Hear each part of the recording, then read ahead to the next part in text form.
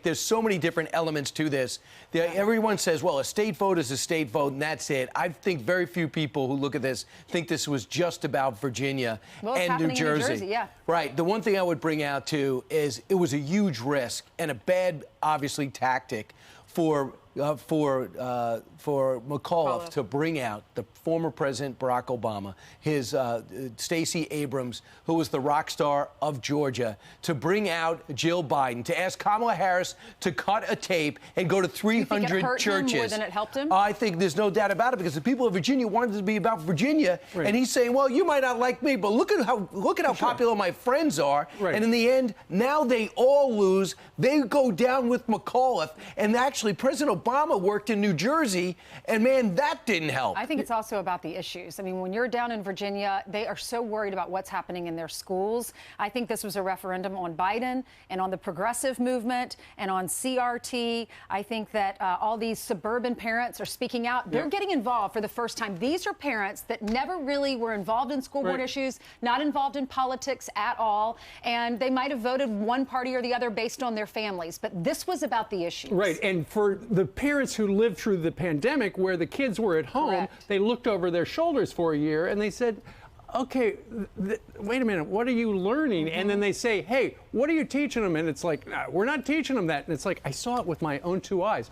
According to the exit polling in Virginia, the #1 issue by a long ways was the economy, followed by coronavirus, and then, of course, education.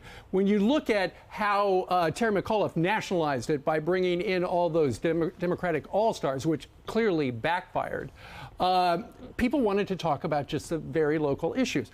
For the most part, Glenn Youngkin kept Donald Trump at arm's length through the entire campaign. And what's interesting, when you look at, according to the Washington Post this morning, in the reddest part of Virginia, way out in southwest Virginia, about where Lawrence was yesterday, out in Roanoke, coal country, Glenn Youngkin actually got a higher percentage of the vote than Donald Trump did in 2020 because he made it about the issues of interest to people in the Commonwealth of Virginia. And you know, a lot of the folks that we interviewed yesterday, look at the map right there. The blue are the Terry McAuliffe counties, and up in the extreme north east, that is Northern Virginia. Those are the suburbs just outside of Washington, D.C., Fairfax and Loudoun County. Well, you know, we also interviewed a lot of people that had migrated into our country, and they are citizens. They're able to vote here, but they said they are so fearful that for the direction of our country. They don't want our country to end up like theirs, the countries that they were fleeing from. And earlier on the show this morning,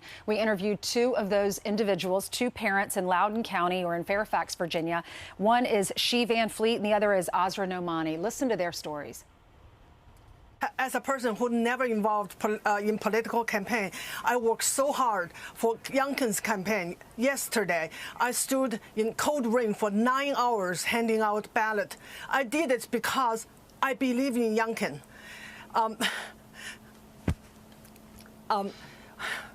I'm sorry. It's okay. To me, this race between Youngkin and McAuliffe is a race between American ideal and Marxist ideology. This was a referendum on parents and this entire ridiculous woke ideology that has swept into our school systems. I am an immigrant, Muslim, liberal Democrat, and I voted for Glenn Youngkin because Glenn Youngkin actually did something that so many politicians and policymakers have done, and that is honored parents.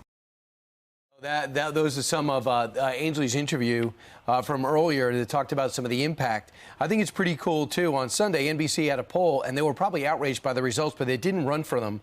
It turns out the Republicans have a double-digit lead when it comes to who do you favor in terms of border security, no kidding, inflation to handle that, the economy, national security, and getting things done.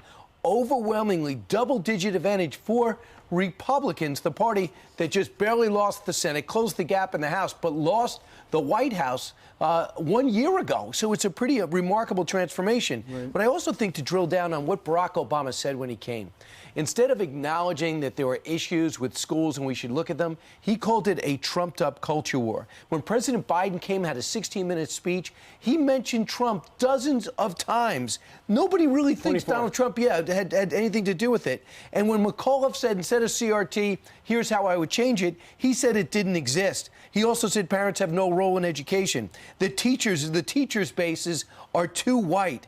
And then, of course, linking Trump and Charlottesville together fell flat. He never adjusted, which is astounding because this guy was a strategist getting other people elected. He couldn't handle a re-election for the most part because he won the first time in a state that he is supposed to have known so well. Well, Terry McAuliffe was the establishment candidate. He's been an establishment candidate, establishment politician his entire career.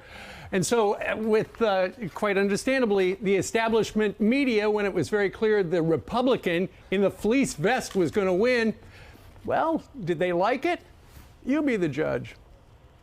When this election is over in Virginia, we will know, have we seen the emergence of the Delta variant of Trumpism? Same disease, but spreads a lot faster and can get a lot more places. The exit polls showed that which was interesting, that the coronavirus or that the virus was a very low was not salience. importance to many of the voters which there. Was fascinating. It was education, right, which is code for white parents don't like the idea of teaching about race. He flew an insurrection flag at his rallies. He played dumb about a Zoom rally. He did not really put much distance between himself and Donald Trump on the big lie or the deadly insurrection. The announcement that Joe Biden will not be happy to hear.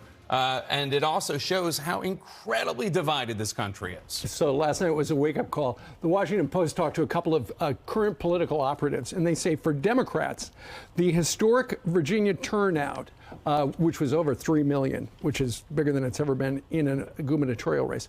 The historic voter turnout showed alarmingly high enthusiasm in conservative strongholds and a shift in the kind of suburban areas that powered the Democrats to win in 2018 and 2020. It shows the Republicans got the suburban independents to vote for the Republicans. And it's the independents who you got to get on your side. And suddenly, after it being blue for a long time, Virginia is a swing state. I wonder how many teachers in Virginia supported Youngkin, because he was speaking out about higher wages for teachers, new facilities, more special billion, ed. right? Yes, school. He wants to build more of these charter schools. He says, I'm going to have 20 more charter schools. Well, Terry McAuliffe said that Glenn Youngkin was going to fire like 40,000 teachers, which was not true. But then he also said, as far as the military is concerned, he's going to cut taxes on retirement income for veterans, higher salaries for them, better equipment for them. He's going to ban CRT, opposes the mask mandates and the vaccine mandates. Independents loved all that. People, they did. And he won't embarrass the nation by pulling out of Afghanistan the way he did. Just real quick, because I know Carly Shimkus got a temper and we don't toss to her right away. Other people upset. Joy Reid called the education issue code for white parents who don't want race taught in schools. And also Andrea Mitchell said Youngkin's textbook case of dishonest culture, as a dishonest culture warrior, got him the victory. Dishonest? It was honest. It was a parent speaking at a school board. And that's unbelievable to me. Well, and to Joy Reid's point, the parents that we talked to in Virginia, they're all for teaching history. Sure. But they just don't want their children, and they pulled out some of the books that actually showed us, they showed them to us, that said you basically need to apologize if you're a certain color. And the other big news story, aside from the World Series, is the fact that in New Jersey, according to the AP, the Republican is still leading by 1,100 votes. And if he were to win, you know, people had said if Glenn Youngkin wins, it's going to be an earthquake. I know a global tsunami if Jack Ciattarelli wins. And he is leading right now, but there are still a lot more votes. Do we know when that race will probably be called? Sometime today? today? They're up to close to 90% of the precincts report. Right. I think the three of us will decide when it's over. We rely upon the Associated Press. And I rely on Carly. Well, thank you. But the mail-in vote in New Jersey is something to watch because it has to be postmarked by yesterday, but it can be brought into the polls until Friday. Yeah. Oh, my goodness. I know. Really? Yeah, it could drag out. I'm Steve Ducey. I'm Brian Kilmeade. And I'm Ainsley Earhart. And click here to subscribe to the Fox News YouTube page to catch our hottest interviews and most compelling analysis.